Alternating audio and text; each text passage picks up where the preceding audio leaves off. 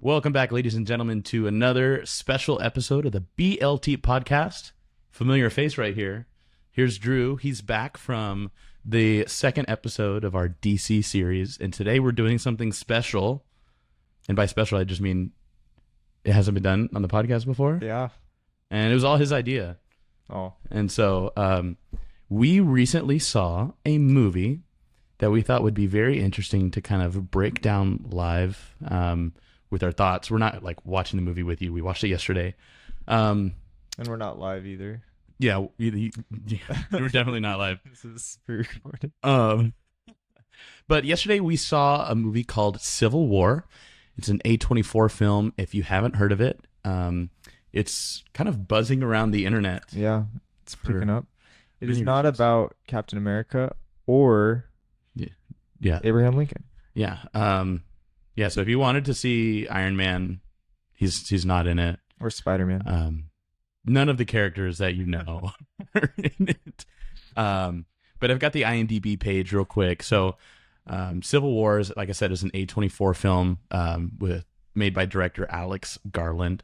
And it talks about a journey across a dystopian future America that follows a team of military embedded journalists as they race against time to reach D.C.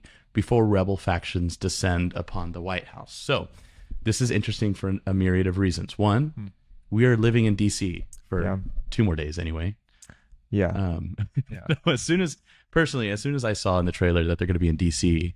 That stands for decapital. Decapital. It was actually one scene that showed the building that we go to school in, or the same street, and I was like, oh, if that gets blown up, I got to see it. It kind of does explode in a way. Literally. Yeah, it was the coolest thing.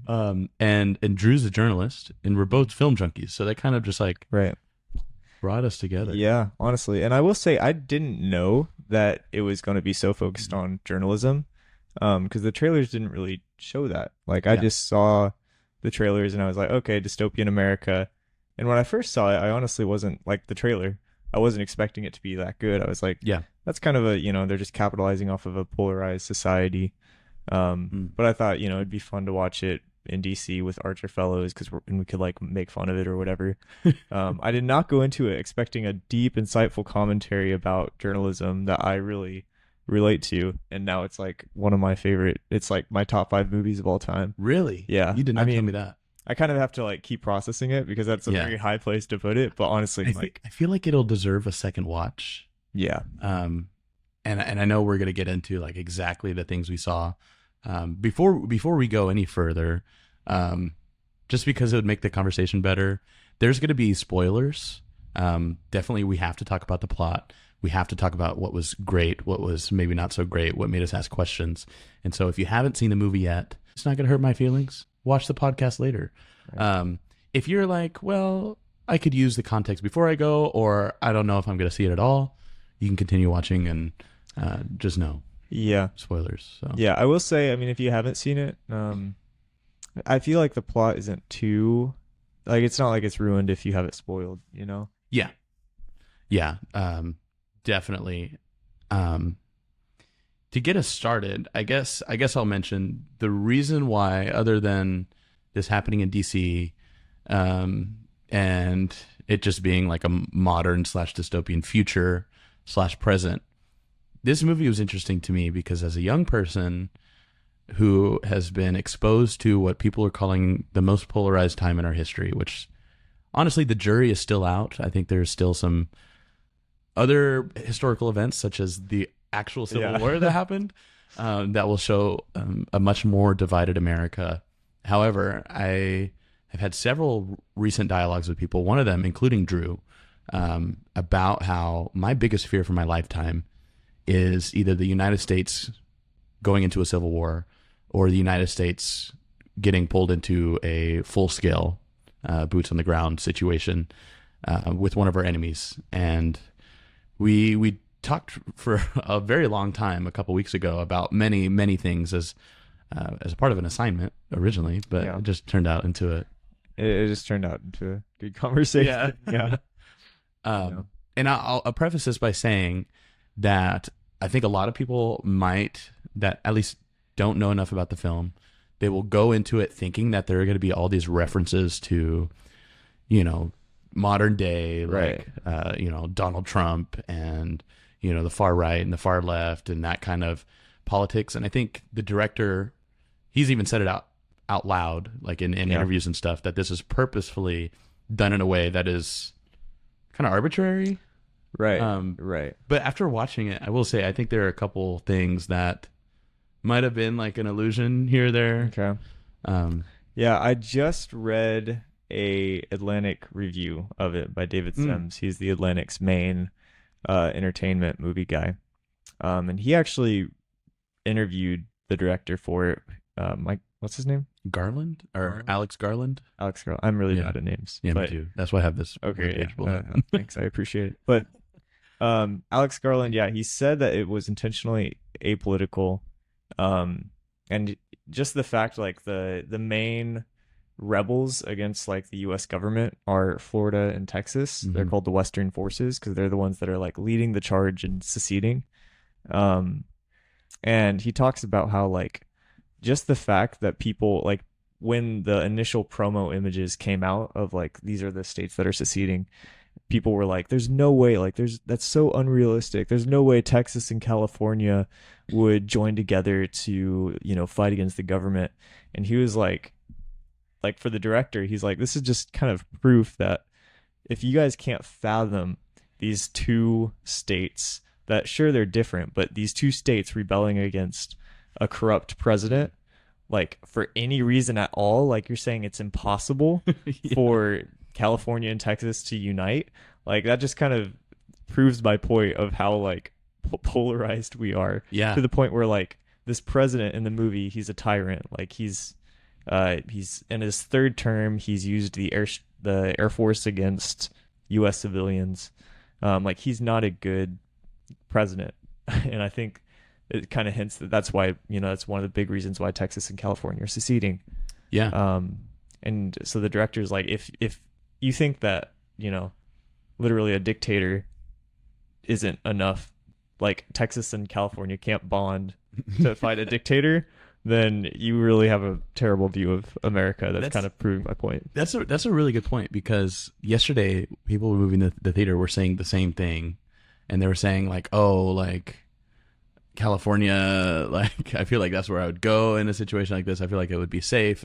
And I was trying to remind people that, for better or worse in this situation, for the movie's sake, I think it was for the better, like, California and Texas are military strongholds as far as, like, military power, Air Force military bases in either state. And so regardless of whether they agreed, whether we agree with California in principle today, like, if there is a dictator and you are going to secede against a tyrant of a president who in the movie alludes to a third term and disbanding the FBI and a couple other, like, pretty crazy radical things, not including bombing his own people, I feel like those people would be very quick to pick up arms and be leaders in this civil war.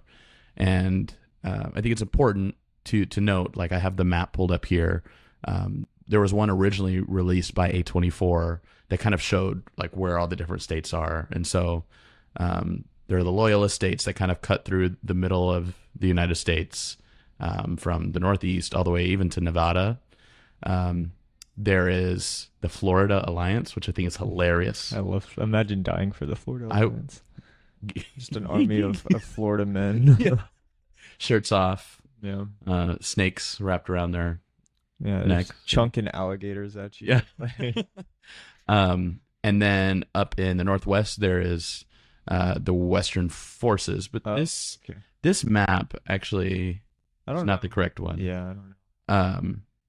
The Northwest was the new people's. something. Army, Oh yeah, the New People's Army. which I don't think the movie ever actually refers to. Didn't write. Yeah, I think it just says, is that Colorado? yeah, Okay, so like it kind of refers to like Colorado and Missouri and like these Midwestern states just try to pretend that nothing's happening. yeah. Which is accurate. I mean, that's Midwest. Yeah. Is- And Yeah. then Texas and California are what are called in the movie as the Western forces, which are Okay. Yeah. the biggest threat to this movie. So Right. I don't know what the Florida Alliance is doing.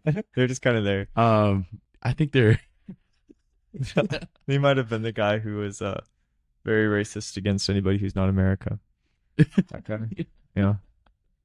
but anyway, the movie starts off. I don't know if we really need to do like a plot rundown. a plot rundown, Right. but essentially, as I said earlier, it focuses on Kirsten Dunst, who is the main character in this movie. She is a very acclaimed journalist that has been in many conflicts. Yeah, and she's actually named after a famous World War II photojournalist. Something Lee, right? Yeah. Yeah. So it's following her and the gentleman that's with her. His name's Joel in the movie, played by Wagner Moura. And they run across this young girl in New York. There's a terrible bombing that happens, and their journey is predicated around, let's go to Washington, D.C., and let's interview the President of the United States. Right. Hopefully without dying, because apparently they're killing journalists. In DC they're very hostile to journalists. Yeah.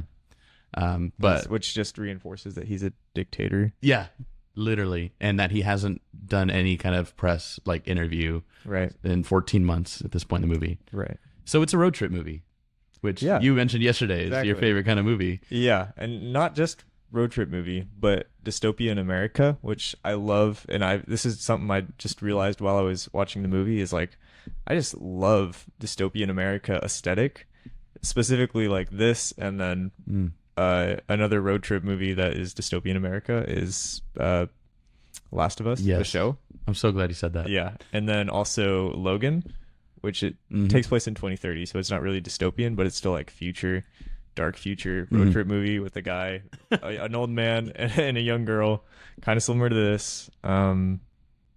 Yeah, there's quite a few Actually, road trip movies at this point. I mean, we saw the trailer for Furiosa, like Mad Max is kind of, I mean, completely different aesthetics, but also a road trip movie. Road trip movie. Yeah.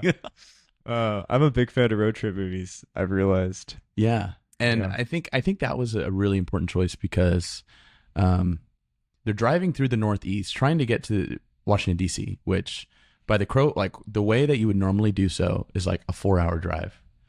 But apparently there has been such damage to the United States through bombing and just unsafe areas for them to travel that they have between New York and DC. Between New York and DC, that they have to go like around through Pittsburgh, through West Virginia, kind of like in a circular fashion. But I think it was good because it showed us a lot of parts of America and like maybe situations that you would run into in a civil war, the type of people, the way people were reacting. For example, like one of the first stops is a stop at a gas station. Yeah. And there's these men guarding the gas station with rifles because gas is incredibly important. And they say, oh, well, we can't serve you. You don't have like whatever your gas voucher thing is. And she says, well, we have cash. We'll pay. And he's like, how much? Yeah. And he says that she's like, oh, 300. He says, 300 will buy you a sandwich. Do you want ham or cheese? Like you have to choose. You can't have ham and cheese. You can't have ham and cheese, ham or cheese. Right. But that's I think that's just like one part of just like, I don't know, just showcasing maybe what America would be like, how it would drive people so mental, and how dystopian in like all the natural ways. Yeah, and then you have the one town that's just basically they go in and it's completely normal. At least everything feels normal, like they're shopping and there's people like walking on the streets. But then they look up and there's like snipers on all the roofs who are trying to keep the peace. It makes sense. Yeah. Yeah. And then Jesse Plemons is in this movie. Was he the redhead? Yeah, trying to see. He's the guy who plays. I always think of. Have you seen Game Night with? Is that with the guy who plays Hawkeye? Or no. It's the guy who in Ozark. Yeah, I forget his name. Yeah. But he plays a really weird. He plays like the weird neighbor, that nobody likes. Jason Bateman. Jason Bateman. That's yeah. Yeah, that's a good movie. And then he also plays the. Is it FBI or CIA agent in Killers of the Flower Moon? Did you see I that? haven't seen that movie. Okay. Well, I heard it was. I mean, obviously, Yeah, it's amazing for Oscar nominations, right. but he plays the. I've just seen him in a lot recently. Yeah, but he's a good guy. But I kept seeing memes. So like Jesse Plemons is a villainous character in this movie. Yeah, just for a scene. It's not forever. Doesn't do much. But regardless, I think I wanted to ask you first and foremost, because I know this is like a discussion, is what was your kind of gut reaction to the way that it portrayed journalism in a war zone? And like what was your reaction to just kind of like the general, I don't know, theme around? Yeah. Well, yeah. So it's very focused on journalism, which I had kind of heard, like my initial impression was not expecting that. I thought it was just going to be a general action movie. Then I had heard, okay, it kind of stays political by focusing on photojournalism. And I was like, okay, that's kind of a cool angle. I don't know how it's going to handle it. But really the whole movie is kind of, I feel like it's less about American society and more about journalism and the role of journalism, and then the ethical dilemmas that journalists all have to deal with on a daily basis that I've struggled to vocalize. But basically every journalist that I've talked to kind of feels the same. Like we all kind of have to deal with the ethical dilemma that they kind of face in the film, of basically having to like observe hard and report on really hard things, and not interfere with it in a way. Yeah. Like kind of just be a fly on the wall. Like there's one scene where something terrible happens and the girl who's along for the ride is kind of like freaking out. Yeah, basically the Ellie, if you want to use the Last of Us. She's like freaking out kind of like something terrible happens and she's like, why didn't I do anything? Why didn't I stop anything? Why didn't I stop that tragedy from happening? And then Lee is basically like, as journalists, it's not our job to stop anything from happening or, ask why. It's our job to just document things so that other people can ask why. And then that leads to bigger change. Yeah. Because ultimately, and it doesn't really go into this, but this is kind of where I was led afterwards and kind of where my mind has been of, somebody has to do the job of just documenting so other people could ask why, Yeah. So that's a really quotable part of the movie. And I think one thing that shocked me, and I've been trying to think, and maybe I wanted to ask you if you thought that they over exaggerated, but how close these journalists were like to the action, trying to get the shot and report exactly in the heart of what was happening, was like shocking, because, there are scenes when, they're with some of these forces and they're in the middle of a firefight and they are literally standing right behind the people that are shooting each other and trying to get the perfect shot.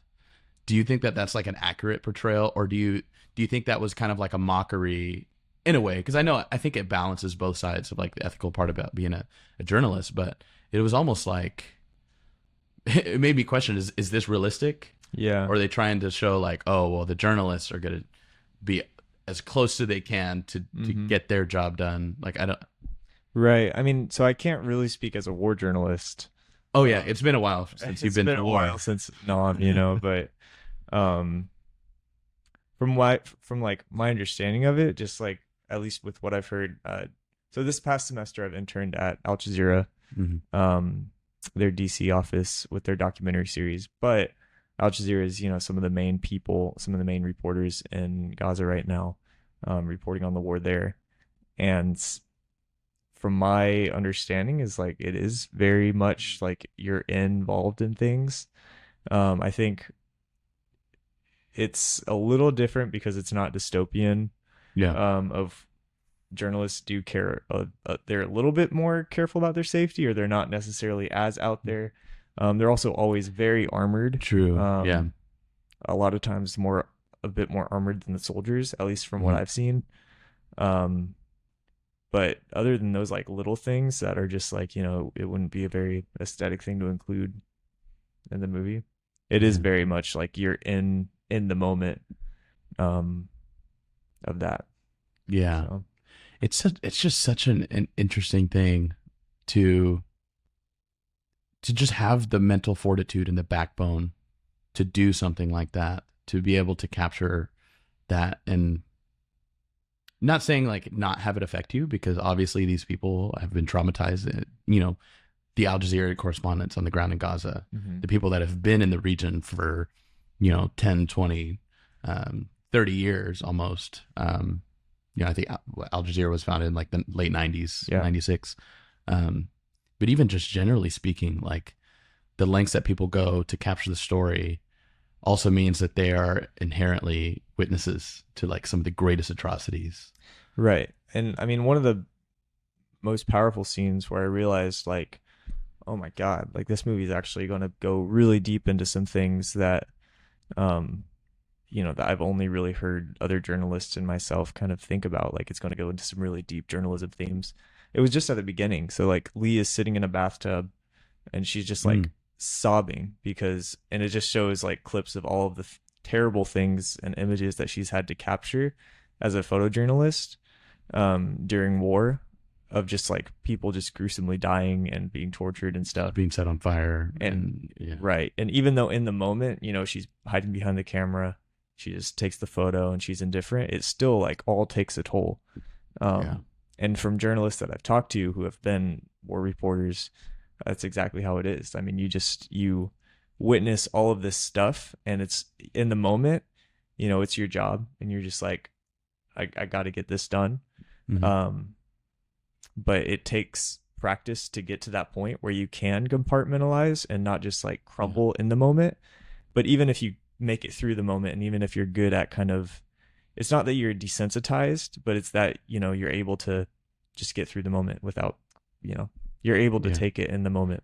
I keep saying in the moment, but it still like weighs on you. The body kind of takes a toll. The body keeps a score. That's the saying. Yeah. Yeah. It seems like a very selfless cause. Like, certainly I think journalists are trying to make sure that they, in some way, shape, or form, are going to make sure that their name is known. Like they want their work to speak for themselves. Your boss told us that actually today, right. As we toured the tour of Al Jazeera, which has been impeccable timing, by the way. But that's like a whole different level of just like, right. Yeah. Well, and even so, I mean, I've been a journalist for 2.5 years. 2 of those years were in just my college newspaper. So I'm about to graduate, about to go into like the professional workforce. But before, I've just been a college newspaper.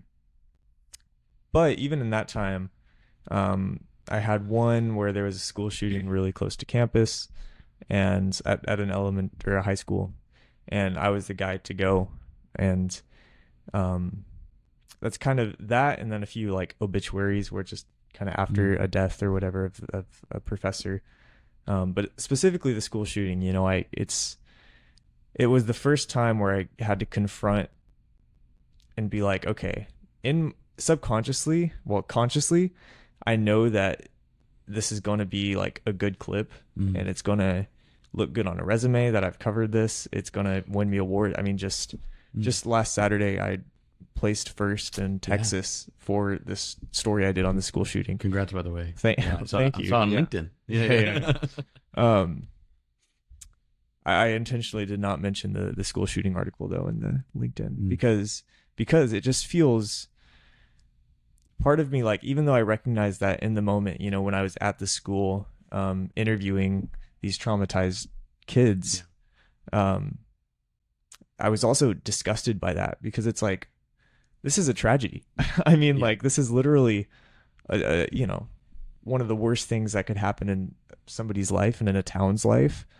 Um, and I do not want to be desensitized to it. I don't want to see it as an opportunity. Like, this tragedy is not an opportunity for me to advance my career. But at the same time, it kind of is. Yeah. But I like don't want to see it that way. Yeah. And so this whole dilemma like starts in me of like, is it even right for me to like be here? Is it even right for me to like talk to these people? Like, how am I supposed to talk to these people and, tell their story well while keeping like my pride separate, because I want to tell their story, and it should be told, like, these students and what they experienced, because that could inspire change and that could make people feel heard. But I don't want it to just, I never want to be desensitized to it, and I never want to see tragedy as an opportunity or just be desensitized to it. And because honestly, like, as soon as you lose your ability to empathize as well, obviously that makes you, a bad person. A piece of crap is what you are. You can't. But also part of journalism, and it's the reason that drew at least me to journalism, and I think it's a reason why a lot of people go into journalism, is because we love people and we love empathizing with people. And if you lose your ability to empathize, you lose a core part of what it is to be a journalist and a core part of like what it is to connect with people. And so how do you do that in a career where you're constantly going to be exposed to tragedy and you're constantly going to be talking to people who are at their lowest points in their life,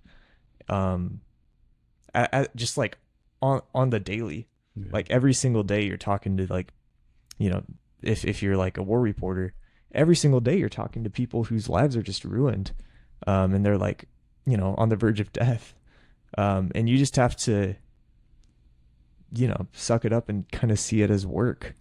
Yeah. I wonder, sorry. Well, yeah. So how do you do that without being desensitized to it, and losing your ability to empathize, while also still being able to get the job done and not just having an emotional breakdown? Yeah. I wonder if there's a difference. I know the different types of journalism, like there's different motivating factors, like whether you are a network TV reporter, or you're a print journalist, or those kind of things. But I remember having a conversation a couple years ago about like a school shooting, right? And the media, I think there's been a shift for the better, I think. But like should the media like not rationalize but give a platform to the people that commit atrocities? And like, what is the balance between obviously reporting the news because it's relevant, and you don't want to like scoop it under the rug like after like 3 days and just be like, oh, we want to forget about it because there are more developments. But at the same time, like, ethically, are we presenting this in a way that is going to encourage someone else to commit this atrocity? I mean, I know this is like literally in the weeds, but are we going to say the name of the suspect? Right. Are we going to continue to provide details of like, oh, well, he came from a poor family. Oh, he had no father. Oh, he went and purchased a gun. Like, you provide all these contexts, and I know this is a very niche aspect of the news and like ethically, and I think war is a completely different side of things. But yeah, totally. Still, as a journalist, like, what amount of information are you doing your job for the better? And then is there a point where you're like, I could do some damage with this? Yeah. Whether like unknowingly, but. Right. And that's the dilemma that each publication has to make. I honestly prefer when people make the decision not to say the name of the shooter if it doesn't add to, if information doesn't add to the story, then it shouldn't really be included, right? And so the difference of knowing somebody's name and going into their whole lore, that doesn't really add anything to anything really helpful and necessary to the tragedy of, you know, a shooting happening. Um, so I think it's important for media not to do anything that could potentially glorify um, Yeah. acts of, you know, atrocities, Yeah. you know, and give people fame. But then, you know, you also see like last week, there was the stabbing in Australia. Did you see that at all? I did not. This guy just, it's terrible. He just went around a mall with a machete. Just, yeah, just, it was terrible. But I don't know his name, but one of the things that made the story very interesting was that they went and interviewed, like a bunch of TV stations went and interviewed his dad, and the dad is just like, I guess it's like an adopted situation, but the dad is just like crushed. Like he's just sobbing on camera because like you're just watching this father have a complete like existential dilemma of the boy that he loves, like his son, is a monster, and he's having to grapple with that on like live television. And that is, I honestly thought that was like way more important than any information that you could have included about the man himself. Yeah. Because it's telling this other angle of the story of, you know, a parent who just has to come to terms and comes to grips with like this person that they loved committed this atrocity. Yeah. What, shifting gears back to the movie now, was there anything, whether like in the portrayal specifically of the journalist or just throughout the plot, that you raised like an eyebrow, like something that you're like, that doesn't seem like it would happen, or that doesn't seem right? Was there anything problems with it, or any goofiness? Yeah, just in general, like, or do you think it was presented in a way that was pretty kosher? Yeah. Well, I would have to see it again, or like at least think about it there's nothing like immediately stood out. There's definitely like they're flawed characters. Yeah. So at the end, the president, the big spoiler, but he gets huge spoiler. He literally, the end of the movie is the president getting shot. And right before he gets shot, you know, the journalist and the young photojournalist, they walk into the Oval Office with the military guys, and right before the military guys shoot the president, the journalist who's reporting, and his whole goal for the movie is to interview the president. And so he's like, wait, before you kill him, let me get a quote. And then the president just says, please don't let them kill me. And he's like, that'll do. So that was awesome. Which is badass. Yeah. But at the same time, it's also like, you could tell that at that point, the journalist had a character arc, because initially at the beginning of the movie, you know, he wanted to ask him questions and actually do some reporting that would, you know, shine light on some of the president's logic, or just some information about the war, you know, actually ask some questions of weight that would add to the world. Yeah. Clarity, right? Or at least just. But then on the road trip, he ends up losing basically all of his closest friends. All get killed because of the war. And you see him just like, even though he's able to report on like mass death and mass war and different like random people dying, whenever it comes to his friends, he's like slowly just loses it, and he gets more and more. Each death just weighs on him more and more. Yeah. And it shows just a few powerful scenes of him just like screaming. Yeah, just like freaking out because he just all of a sudden cannot cope with the loss of his friends. And so by the end of it, I think he's pretty much done, and he's just fully won over to like, this president sucks. And so I don't care to interview him. I don't want anybody to. It's almost like he's making the decision of like, I don't want my interview to platform him. You know, I just want him to die. Right. And so so he just it's a good arc. I mean, he kind of goes against his journalism mission at the beginning, but I think it's excused. Yeah. I think it's okay. I think it also could have been worse. I think Right. he could have not been in the room. Like, At least he was there. Yeah. Yeah. At least, he shows just how desperate the president was. It was a good moment, but I will say the thing that stuck out to me the most about the movie, apart from like the plot, like I was captivated the whole time. Like I had a great time. I was there with my dad. We both jumped a couple times. yeah. I think first of all, they did a great job of not sugarcoating the movie in any way. As far as like, it's a bloody movie. There's tragedy, there's death. I think there's probably much more terrible things that could happen in war.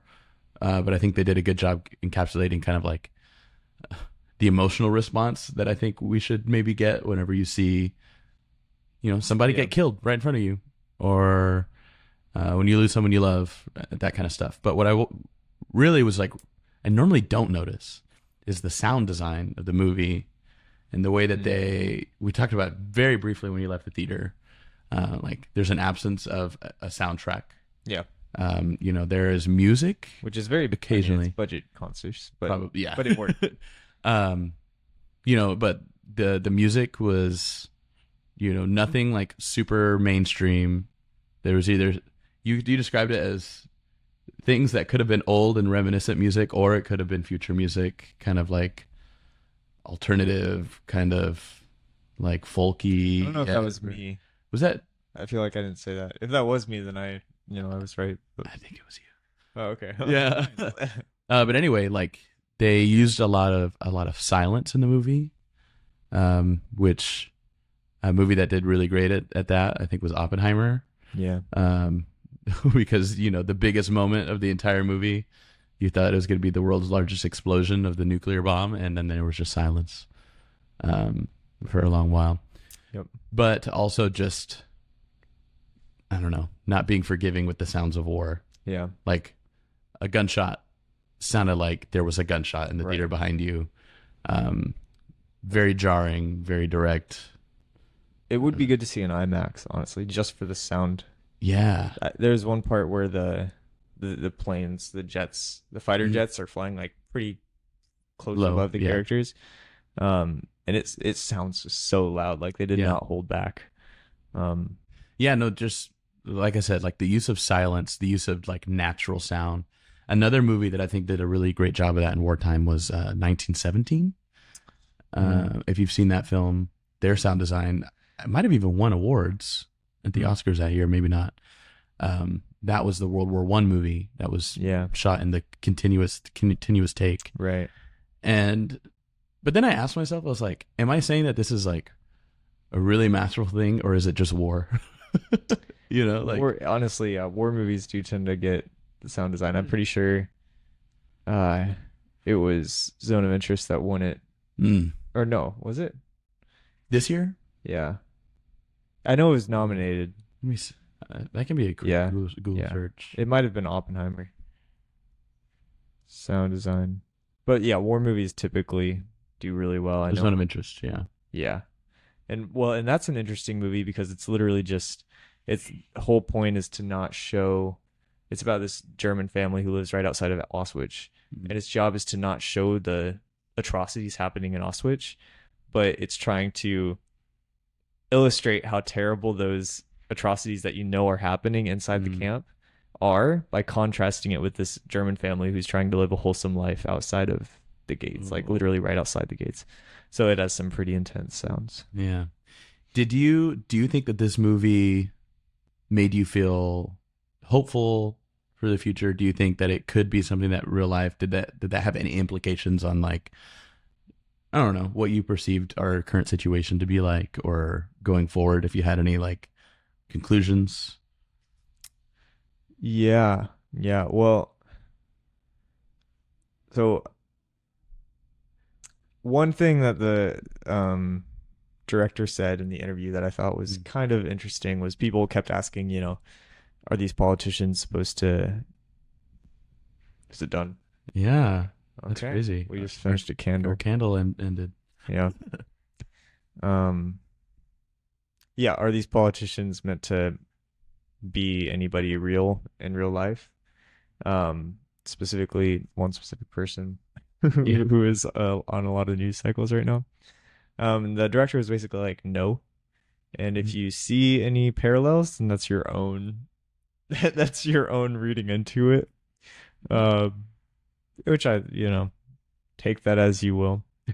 Uh, but I don't know. It honestly made me hopeful just because I like seeing journalism be, because it highlights the importance of journalism and also just what journalists can have to go through. Um, so I think that was valuable. I think it also shows how important it is for journalism to stay like centered, and not get caught up in either side. But one quote, this part is totally just from the article. But it basically ends saying, in this movie, journalism has outlasted America. Of the sense, like, America fell, but journalism and journalistic integrity, as it should be, stayed alive, and it stayed pushing forward. And I don't know, I feel like that's kind of a calling to journalism industries as well. Yeah. Of like, right now it's so things look bleak for journalism as a right. person that's not involved with it. Yeah. I mean, I feel like on multiple fronts, whether it's funding, whether it's perception by, like mistrust. Yeah. I mean, and ultimately I think it's because it's so easy for journalism and journalistic, like, newspapers and stuff, to get kind of obsessed with, like, especially in America, where you have a basis in a kind of a market chasing model. So you're going to report on what sells the most, or what appeals to your audience. That kind of has led to some politicization. You get what I'm saying? Yeah. In journalism, to where some newspapers are, biases. Yeah. And that's what, Donald Trump was able to point out, is how unfair the media was treating him in 2016. And in a way, he was very right, of like, a lot of the media saw, with the exception of like Fox News and some of the very right organizations, InfoWars. Right. But, the media saw that Trump was selling well. And a lot of people were reading his articles about him. And so they reported a ton on him. A lot in proportionately to everything else. And that kind of ended up it backfired. Because, if their goal really was to, like, expose bad things that Trump did, it kind of backfired, because now, because he ended up winning, and you drew more people to his cause. Right, exactly, yeah. And you kind of made him a martyr in a way. So I mean, the whole polarization of the news industry is definitely not good. And it, like, AP and Reuters, and like Getty. So the journalists in the movie are Reuters, yeah. And so they're definitely, like, less likely to get caught up in the bias. And I think it's accurate of, like, that's kind of where journalism just needs to stay centered in centeredness. It needs to stay grounded in that, because it's so important for democracy and society. It's what Josh Rushing, who did the Ouch Zero tour, I've been working with him all semester, but he was giving us a tour of the newsroom, and it's what he said earlier, of just, journalism is necessary to society, but it's not a guaranteed that you have fair journalism and free press and everything. So I don't know. It was kind of like a warning to journalists, and also a reminder to society that how important journalism is. Yeah. I think it also highlights like a large part of your experience both at Al Jazeera and back home in Texas, is kind of in my opinion, I think it's harder to have bias whenever you're reporting on things that are close to home, right? And so, for example, back home, when you're talking about a school shooting or somebody that got in a car wreck, or you're talking about that, like a lot of those are matter of fact.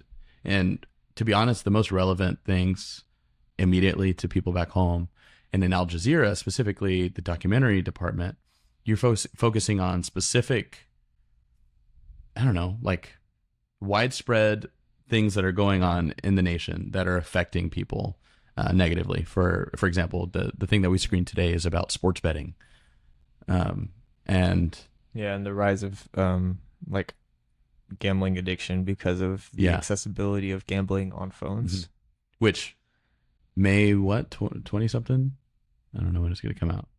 Oh, May 21st. May 21st is going to be an episode of the Al Jazeera documentary series Fault Lines about sports betting that Drew got to work on. Yeah. And we saw today, and it was flipping fantastic. Really good. It was really awesome. But anyway, I think kind of, and Josh mentioned this today, I think regardless of what's happening in the large media reporting in the world, kind of being polarized on that sense, I think it just shows us that we need to strengthen the media that hits closer to home to kind of make sure that there's a foundation there and I think that's the best way to build trust. You and I talked the other day about the organization that's getting off the ground in Fort Worth, the Fort Worth Reporter. Is that it? Yeah, the Fort Worth Report. They kind of rose because, the current news outlet in Fort Worth was not reporting on the news in the community. Right. And so people aren't buying into that. People aren't getting the news that's relevant to them. And so why would somebody support a organization that doesn't take care of them, doesn't represent their, I don't even say their interests, but doesn't offer them anything that they can't get elsewhere. Yeah. And so maybe that's like a very tertiary call to action of the movie. The importance of local journalism. Yeah. That was a very weird sound. Yeah. It's the aria, I think there's a similar level of, doing the dirty work that takes place in a war versus, what's happening in a school or something. Like it's not glamorous.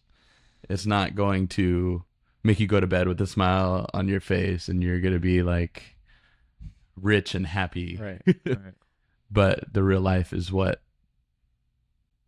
people need to hear. I don't know if I'm drawing the correct conclusion there. No, yeah. But I think what you said earlier, like when it's very like, there are times when it's very easy to see a good and a bad, and it's like, we talk a lot about in journalism ethics of trying to present both sides of a lot of things, like a lot of political issues, give both sides voices.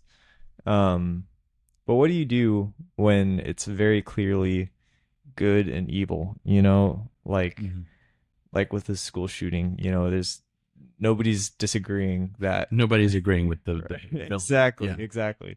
So in that instance, it's okay to portray something as the tragedy that it is because it's a tragedy. Same thing. I mean, with like general like small town corruption, I feel like is easier to report on because you could just definitely present the facts, and you got to give fair treatment to, like, if it's a politician who's corrupt, you got to give fair treatment in the sense of letting him speak to it, giving him the chance to speak to on the topic. Which is, so like one example would be like the Me Too movement, when New York Times, if you've ever read or watched the movie She Said, it's about like the New York Times journalists who broke the Harvey Weinstein, like that initial sexual assault allegation against Harvey Weinstein, and all of the reporting that they did before that initial article came out. And so much of it is just them trying to get Harvey Weinstein to like comment. What's up, Jackson? On anything. And he just kept denying, he didn't want to offer any comment or any of that. So, Yeah. So I mean, on a small, like, there's definitely instances like on small scales where it's very easy to say like a good and a bad. But what do you do as a journalist when it's very clearly like bad on a Mm. national scale? You know, like, Yeah. and that's what a lot of journalists, a lot of like the very anti-Trump journalists Yeah. say about Trump Their work. Yeah. is like, you know, and they bro, you can just up, walk, bro. bro. You can wave at the camera. Jackson, say hi. Yeah, classic. This guy. Yeah, but it's what a lot of journalists say about Trump. Like the ones that are very obviously using their editorial platform to like warn the country Mm. about what they think would happen if What's coming? right Yeah. what they think would happen if Trump won a second term, and how destructive they think that would be to democracy. And so they've decided, you know, screw being unbiased, basically not screw being unbiased, but basically like it's my responsibility. Screw trying to give to trick. Screw trying to play both sides. Yeah. Right. Like it's my responsibility and to use my platform to basically educate the American public about all of the things that would about why he's a danger to our democracy. Mm-hmm. Right. And so they've obviously made a very conscious decision that I think it's their responsibility. And a lot of times they are, at least like the Atlantic. They're an example. Like they're very open about when they're editorializing, which means inserting their own opinion onto facts and not just reporting facts. And they're very transparent about like, this is what we think. This is what we're arguing. We just want to like educate you about where we're coming from. Yeah. And as long as it's transparent and it's clear that you're inserting your own opinion in things, I think it's okay. But I don't know. It is a hard line to cross of like, you know, it's a hard line to discern of when is it okay to not play both sides in a way. Yeah. Yeah. When it comes to politics, especially. Sounds like you got your work cut out for you. I know. What are your do you aspire to rise to a point where you'll be in those situations, or do you like on the from the local to the international scale spotlight, if you want to call it that, you know, where do you aspire in your calling as a journalist to? I mean, it's a hard question. Yeah. Because for the next, at least the rest of the year, I'll be working with the Fort Worth Report, so very local journalism. And for the past 2 years at UT Arlington with the Shorthorn, I was doing very locally focused college and then also reporting on Arlington. Mm-hmm. So locally focused. So I've been more locally focused my entire career. Al Jazeera was kind of a break from that in an interesting way. So I mean, I say I want to be a political reporter, and that's one of the things that's really attractive about DC is just all the it's the place to do it. Exactly, all the politics and important things that happen here. Whether or not I want to like stay in there or like to what degree I want to take that to, I don't necessarily know yet. I don't have an answer for you. Ultimately, I want to do journalism that, you know, brings light into the world and shines, like exposes darkness, and you know, adds more good to the world than just fueling a fire of polarization.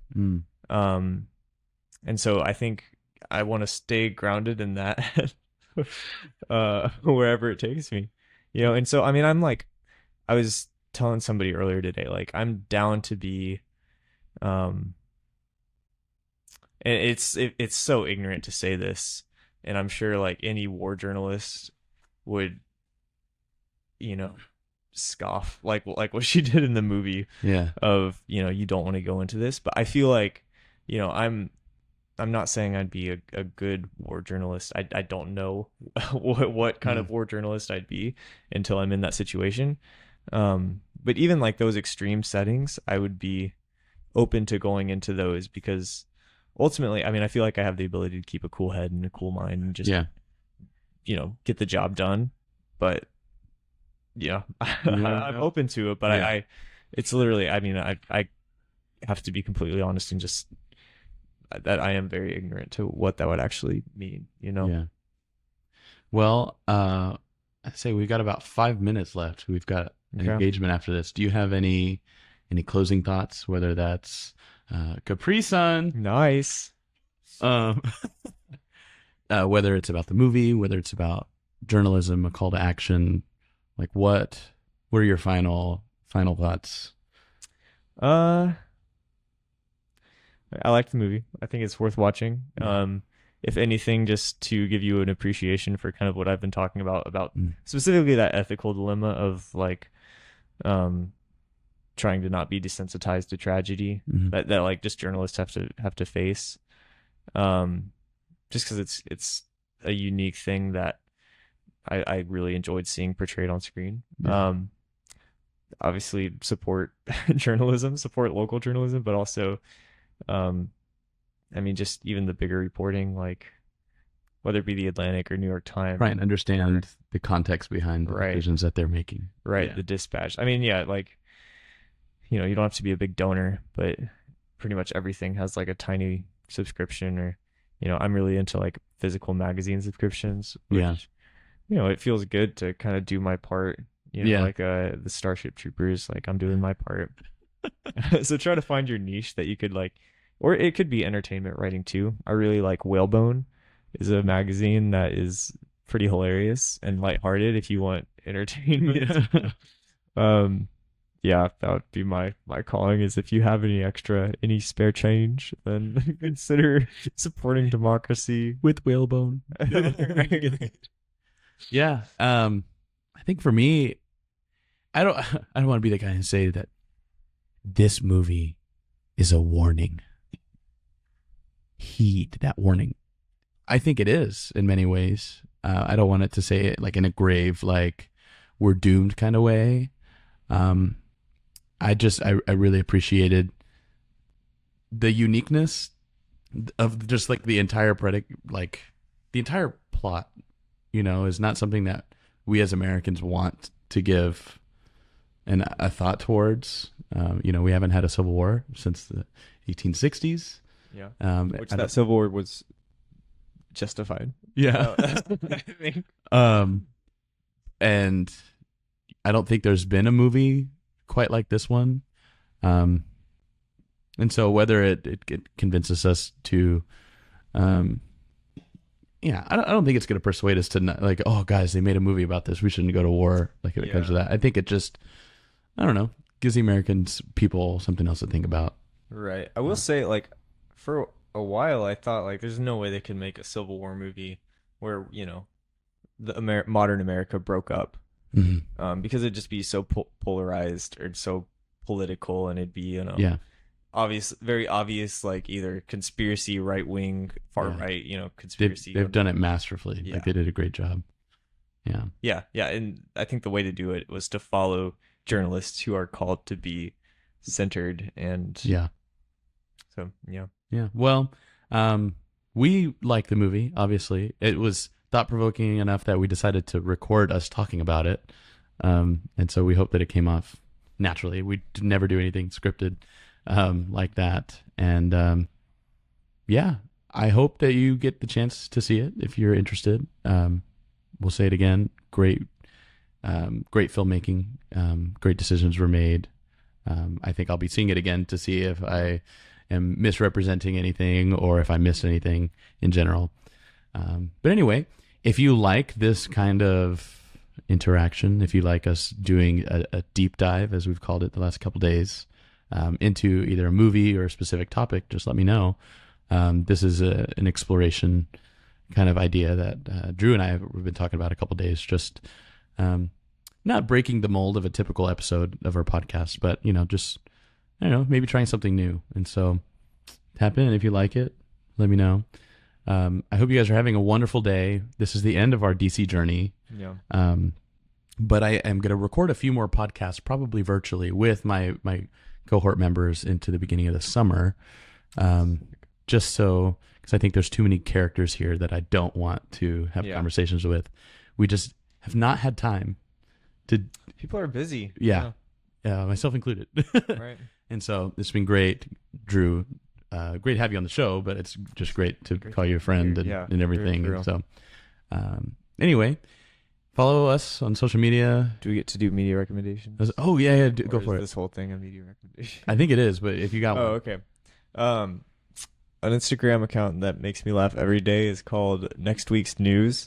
They do Instagram reels where it's like talking about the news a week from now, and it's the stupidest stuff, dude. It kills me though. It's like, yeah, go check him out. He deserves more views on his reels. There you go. Yeah. For me, I'd say there's a new Fallout series based off the video game that just came out. I've seen the first episode. Seems great so far. However, I'm not a diehard Fallout fan, but it looks good. If you're interested, you should check it out. And if you hate it, don't let me know, because I don't really care if you like it or not. Is it dystopian America? It is a dystopian America. Is it road trip? I think it's a road trip. Holy, I'm sold. In some way, shape, or form, I think it will be a road trip. Anyway, you guys have an amazing day. This is Brandon and Drew signing off from Washington, D.C., probably from the last time on location, so bittersweet. We'll catch you next time. Don't party too hard. Bye.